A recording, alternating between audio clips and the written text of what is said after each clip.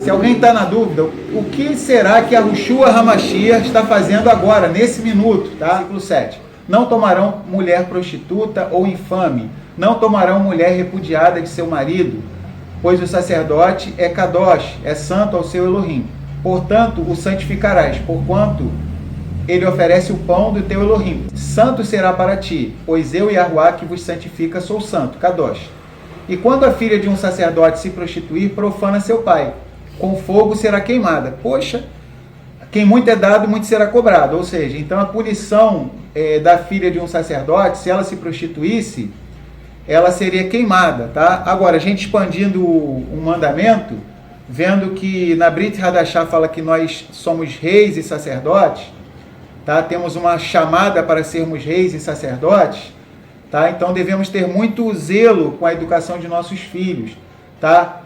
Nos dias de hoje, por não termos o Sanhedrin, o Sinédrio, tá? Por estarmos na diáspora, nós não podemos fazer isso, queimar uma pessoa, né? Nos dias de hoje, não podemos apedrejar, porque estamos na diáspora, não tem o Sinédrio, tá bom? Mas em um nível mais profundo, a Torá, ela continua trazendo consequências sobre as pessoas que fazem coisas erradas, tá? Então a pessoa que é filha de alguém que serve ao Criador, tá? Que é um sacerdote dentro da sua casa, essa filha se prostitui, ela profana o pai dela, com fogo será queimada, não um fogo físico, mas em algum aspecto vai vir um fogo, seja de provação, tribulação sobre a vida dela, adversidade, lutas assim terríveis, tá? Como consequência do pecado dela, tá bom? Vamos lá, no versículo 7, os sacerdotes não poderiam tomar uma mulher prostituta. Por exemplo, a Rahabe, ela veio das nações, ela era uma zoná, ela era uma prostituta, tá? A palavra hebraica é zoná, ela era uma meretriz, uma prostituta, fez techuvá, muito bem, legal. Só que ela não poderia se casar com um descendente de Aharon, porque todos os descendentes de Aharon já eram Koanim, sacerdotes, tá? Então, só estou dando como exemplo, tá? Tanto que ela se casou com alguém da tribo de Arudá, porque a tribo de Arudá, eles não eram sacerdotes, então eles poderiam casar com uma mulher que outrora foi prostituta, mas fez techuvá, como foi o caso de Raabe, tá bom? Porém, o sacerdote não poderia fazer isso, tá? Porque a gente percebe que o Criador tem um cuidado muito grande com a linhagem sacerdotal dos descendentes de Aharon, porque eles estavam sempre envolvidos com as coisas Kedoshim, santas, sagradas. Então, a quem muito é dado, muito será cobrado. Não tomarão mulher prostituta ou infame, não tomarão mulher repudiada de seu marido, nem a mulher que fosse repudiada, que o marido separou, ainda que tivesse dado get, né, para ela, de separação, mesmo assim, o sacerdote não poderia se casar com ela, tá? Pois o sacerdote é Kadosh ao seu Elohim. Portanto, o santificarás, porquanto oferece o pão do teu Elohim. Santo será para ti, pois eu, Yahuwá, que vos santifica, sou Kadosh, sou santo. E o 9 a gente já leu e a gente até comentou, tá? Sobre a filha de um sacerdote. Então, nós vimos o primeiro assunto, vamos para o segundo assunto, que é o sumo sacerdote, Cohen Hagadol. Então, a gente sabe que Aharon, ele foi o primeiro Cohen Hagadol, tá?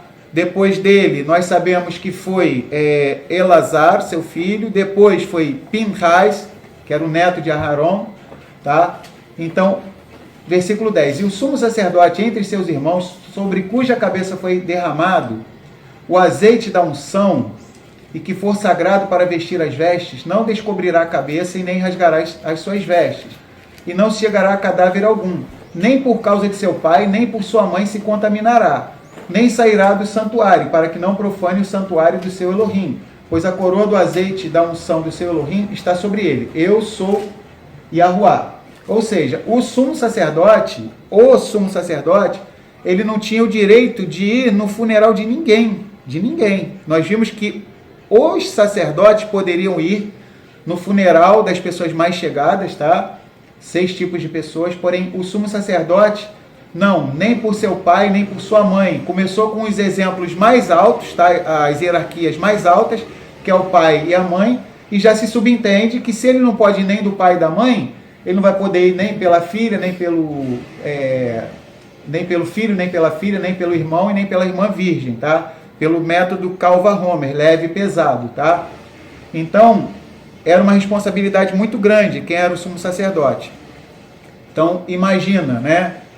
Por exemplo, Aharon, que perdeu 2 filhos em apenas um dia, a gente lembra, né? Nadav e Avihu. Então, ele não poderia ir nem no funeral do Nadav e Avihu, que eram os 2 filhos dele, só para a gente ter ideia, tá? Então, a responsabilidade do sumo sacerdote era muito grande. Claro que os sumos sacerdotes aqui na terra eram uma prefiguração do Mashiach, que é o nosso sumo sacerdote agora nos céus. Vamos abrir em Hebreus 7, 25. Se alguém tem dúvida, tá? Se alguém está na dúvida, o que será que a Yahushua HaMashiach está fazendo agora, nesse minuto, tá? Hebreus 7, 25 fala o que ele está fazendo agora nesse minuto, tá? Vamos lá. Hebreus 7, 25. Portanto, pode também salvar perfeitamente os que por ele se chegam a Elohim, vivendo sempre para interceder por eles. Ou seja, Mashiach nesse instante está intercedendo por nós. Vamos agora em Romanos, capítulo 8 também, confirma isso, tá? Qual o ofício de Yahushua HaMashiach agora, nesse instante? Vamos lá, tá? Romanos 8, 34. Quem os condenará? Pois é Mashiach quem morreu, ou antes, quem ressuscitou dentre os mortos, o qual está à direita de Elohim e também intercede por nós, tá? Então, essa é a tarefa do nosso Mashiach nesse instante. Então, vamos lá. Ou seja, era uma responsabilidade muito grande, né? Dificilmente a gente vai ver algum pregador dentro do cristianismo pregar sobre, vamos dizer assim, as virtudes de Aharon, né? De Arão, né? Só para a gente ter ideia, mais para frente a gente vai estudar uma paraxá chamada Korah, em que Korah, que era primo de Moisés e de Arão, ele ambicionou o ofício de Arão. Ele queria ser sumo sacerdote no lugar de Arão. Ele queria depor Moisés e Arão, e ele já estava lá com uma equipe já montada para substituir Moisés, mas a raiva dele maior era com relação a Arão, que era sumo sacerdote. E isso não tem, isso que eu vou falar agora não tem na Torá, mas o Midrash, a tradição, diz o seguinte, que Moisés teria falado para Korah: poxa, Korah, você deseja o cargo de Kohen Hagadol, né, de sumo sacerdote? Né, e Korah teria dito, sim. E Moisés teria dito para ele, poxa, até eu aspirava por esse ministério de ser sumo sacerdote. Só que o Criador dos céus e da terra achou que quem é mais próprio para fazer isso é o meu irmão Aharon. Não fui eu que decidi isso. Isso aqui não é coisa de família, ele não entrou aqui pela janela, não é porque é meu irmão que ele está fazendo isso, não. É porque o Criador escolheu ele, tá? Então você ambiciona esse cargo? Até eu ambiciono, mas o Criador achou o meu irmão Aharon mais preparado para isso, tá? Ou seja, então era uma tarefa dificílima, tá? Então a gente imagina, Aharon perdeu 2 filhos num só dia, Nadav e Avihu, e diz o texto lá na Torá que ele se calou, ou seja, às vezes quando a gente está muito aborrecido, a gente vai abrir a boca, vai falar besteira, né?